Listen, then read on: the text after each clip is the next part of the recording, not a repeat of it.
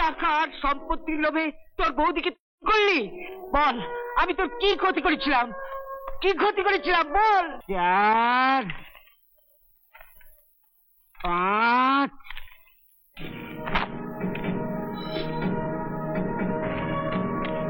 6 7 8 দাদা, এই চেক বইগুলো কোথায় পেলে তুমি? কাগজ হ্যাঁ? আমার কাছে ছিল। এগুলো দাও আমাকে। দাও আমাকে বলছি। এরকম করো না। কাগজগুলো তুই নিবি? হ্যাঁ, এগুলো আমার ভীষণ দরকার, দাও আমাকে। নিবি? হ্যাঁ। এই নে, এই নে, এই নে। আমি তোকে সব দিয়ে দেবো, সব দিয়ে দেবো, সব। শুধু কাগজ নয়, কাগজ নয়, তোর লকার ভর্তি তোর বৌদির এত গয়না আছে। আমি আমি আমি সব সব। এই লকারের চাবি তুমি কোথায় পেলে? লকারের চাবি আমার পকেটেই ছিল। ওই লকারের চাবি আর চেক বইটা আমায় দিয়ে দাও দাদা। যদি না দিই, যদি না দাও তো শেষ করে ফেলবো। তোমাকে আমি শেষ করে ফেলবো। মারবি না, তোমাকে শেষ মারবি না। করে ফেলবো আমি।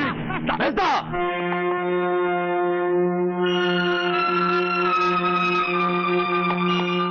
গায়ের জোরে এতদিন ধরে তুমি অনেক অপরাধ করে এসেছো। আজ সেই অপরাধের হিসেব আমি এক এক করে কড়াই গন্ডায় শোধ করে দেব। কিন্তু আমি কি অপরাধ করেছি বল? এই জবাব আমি দিচ্ছি। অশোকবাবুর স্ত্রী শিউলিকে আপনি গলা টিপে করে ঝুল বারান্দা থেকে ফেলে তা প্রমাণ করতে চেয়েছিলেন। অশোকবাবু যখন ওনার স্ত্রী শিউলিকে অবস্থায় দেখে অজ্ঞান হয়ে যান, তখন আপনি এই বিশাল সম্পত্তি আত্মসাৎ করার জন্য আপনার এই ডাক্তারকে দিয়ে প্রোপারেশন করে অশোকবাবুকে তুলে ফেলতে চেয়েছিলেন। মিথ্যে, মিথ্যে কথা বলছেন আপনি। আপনি সব মিথ্যে কথা বলছেন, সব মিথ্যে কথা। আমি বিশ্বাস করি না। বলছেন আপনি যখন বুঝতে পারলেন আমি এই বাড়িতে আসার পর আপনার সমস্ত চক্রান্ত ব্যর্থ হতে চলেছে, তখন আপনি স্থির করলেন অশোকবাবুকে পৃথিবী থেকে সরিয়ে দেওয়া ছাড়া আপনার সামনে আর কোনো রাস্তা খোলা নেই। তখন বাড়ির কাজের লোক গোলককে দিয়ে অশোকবাবুর খাবারে বিষ মিশিয়ে আমার এই হাত দিয়ে অশোকবাবুকে হত্যা করার চেষ্টা করেছিলেন।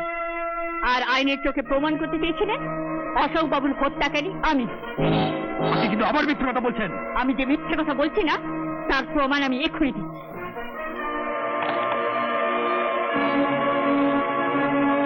এই টেপ রেকর্ডার শিউলির হবি ছিল টেপ রেকর্ডার চাইলে নিজের গান নিজে রেকর্ডিং করা।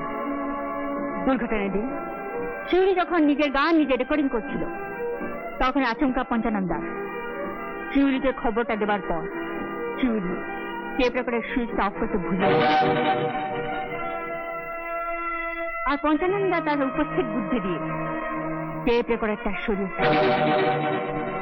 এই টেপ রেকর্ডারই ধরা আছে অশোকবাবুর স্ত্রীর হত্যাকারী। শুধু টেপ রেকর্ডারই নয়, আমি এ বাড়িতে আসার পর দিনটা যে ফলের রসটা অশোকবাবুকে খাওয়াতে গিয়েছিল তার ফরেন্সিক রিপোর্ট আমার হাতে। আরো প্রমাণ চান সীমা?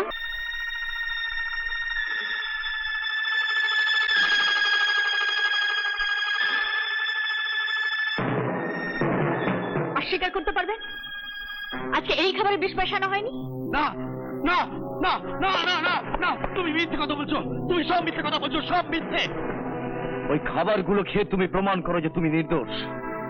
না না না সুদীপ, সুদীপ তুই বিশ্বাস কর, তুই বিশ্বাস কর সুদীপ। তোদের সবার থেকে আমাকে তাড়িয়ে দিতে চাইছে, আমাকে আলাদা করে দিতে চাইছে সুদীপ। তুই বিশ্বাস কর, তুই বিশ্বাস কর। এর একটা কথাও তুই বিশ্বাস করিস না সুদীপ। তুই আমার কথা শোন সুদীপ, প্লিজ। সুদীপ, সুদীপ তুই বিশ্বাস কর, তুই বিশ্বাস কর। আমি এসবে কিছুই জানি না। আচ্ছা তোর যদি বিশ্বাস না তাহলে বড়দাকে জিজ্ঞেস কর।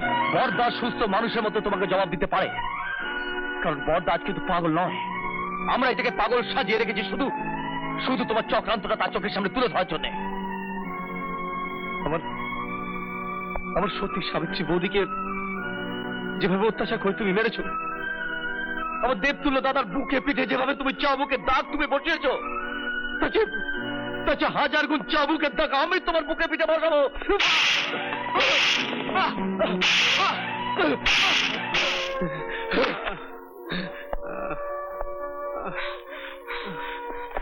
বল, কেন তুই আমার এত বড় সর্বনাশ করলি? টাকা আর সম্পত্তির লোভে তোর বৌদিকে করলি? বল, আমি তোর কি ক্ষতি করেছিলাম? কি ক্ষতি করেছিলাম? বল বল, কি ক্ষতি করেছিলাম? আমাকে ক্ষমা করে দাও দাদা, আমাকে ক্ষমা করে দাও। সবাই ক্ষমা করলেও আমি তোমাকে ক্ষমা করব না। ইন্সপেক্টর, ইন্সপেক্টর নিয়ে যান ওই শয়তানটাকে, নিয়ে যান। Circle, arrest him. আমার আমার ভাই কোনো দোষ করেনি। রূপা আমার ভাইকে ভুল বুঝে আপনাদেরকে এখানে ডেকে এনেছে। বিশ্বাস করুন, আমার ভাই কোনো দোষ করেনি, কোনো দোষ করেনি। আমি মোটেই ভুল বুঝিনি, তার প্রমাণ আমি এক্ষুনি দিচ্ছি।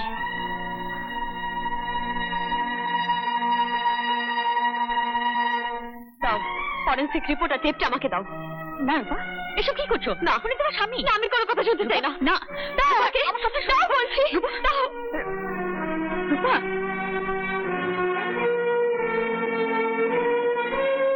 দাদাকে ফলের রসের সঙ্গে যে বিষ মিশিয়ে খাওয়ানো হতো তার ফরেন্সিক রিপোর্ট এই ফাইলে আছে। আমার স্বামী দিদিকে খুন করার সময় কি কি কথা বলেছিল তার সব এই টেপ রেকর্ডারে ধরা আছে। নিয়ে যান, নিয়ে যান ওই শয়তানটাকে, এখনই ওকে অ্যারেস্ট করুন। আমার চোখের সামনে থেকে ওকে নিয়ে যান, নিয়ে যান, নিয়ে যান।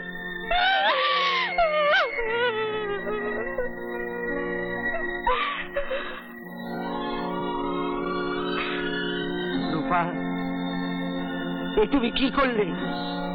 নিজের জীবনের কথা একবারও ভাবলে না?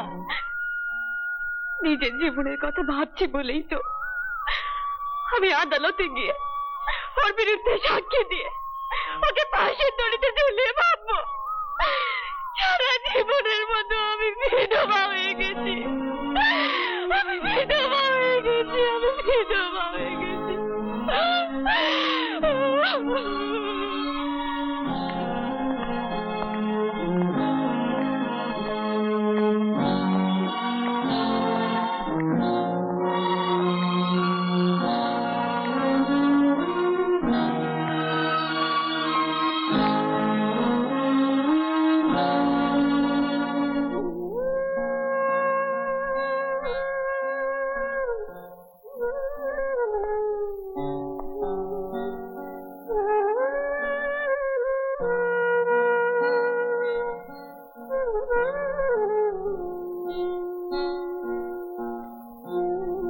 আমাদের সকলকে কষ্ট দিয়ে এইভাবে তুমি চলে যাবে?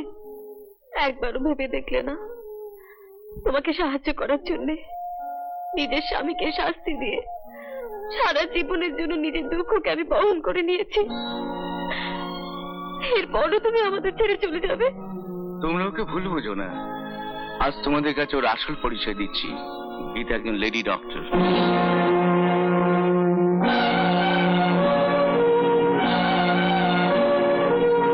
শুধু ডক্টরই নয়, ও আমার ছোট বোন। অশোককে সুস্থ করে তোলার জন্যই গীতাকে নিয়ে আমি এবাড়িতে এসেছিলাম। এবারে তোর কাজ শেষ, তাই তোমাদের অনুমতি পেলে আজই আমি গীতাকে নিয়ে বাড়ি ফিরতে চাই। কে কে বলেছে বাড়িতে ওনার কাজ শেষ?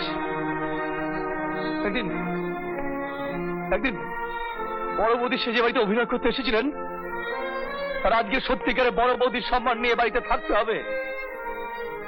ম্যানেজার কাকা, ম্যানেজার কাকা, এতদিন ধরে তো আপনি আমাদের সব দায় দায়িত্ব নিয়ে এসেছেন, আর আজকে আজকে বরটাকে সুখী করার জন্য এইটুকু দায়িত্ব আপনি নিতে পারবেন না?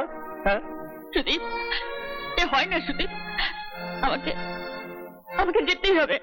হয় না, হয় না। এই এই আমি তোর পা দুটো জড়িয়ে ধরলাম। যাও তো দেখি, যাও তো, তোর কত বড় ক্ষমতা, যাও তো দেখি, যাও, তোর কত বড় ক্ষমতা, যাও তো। সুদীপ, ছেলে মানুষই করো না, আমার পা ছাড়ো, আমার সোনাটি, আমার পা ছাড়ো সুদীপ। না, ছাড়বো না, আমি ছাড়বো না, কিছুতেই ছাড়বো না। যাও তো দেখি কি করে, যাও, যাও। সুদীপ, আমি কথা দিচ্ছি, অশোককে সুখী করার দায়িত্ব আমি নেব।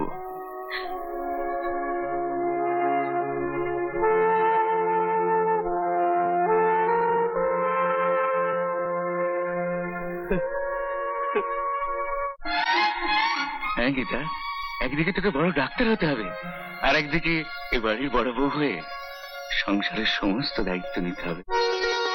পঞ্চানন্দা এসো। গীতা,